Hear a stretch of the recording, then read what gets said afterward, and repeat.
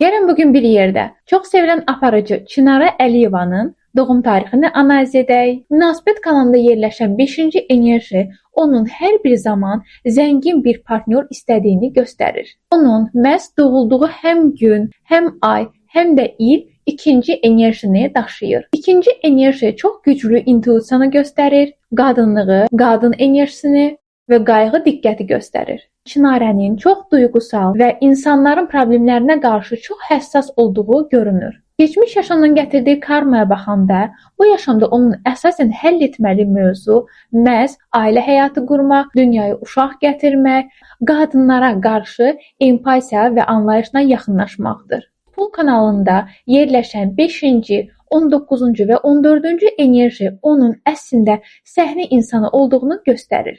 19, 14, 5 hər biri səsi və danışığı göstərir. Əgər sən də öz doğum tarixi ilə bağlı ətraflı məlumat əldə etmək istəyirsənsə, Matrix analizi mütləq əldə et. Səhifəmi izləməyi unutma.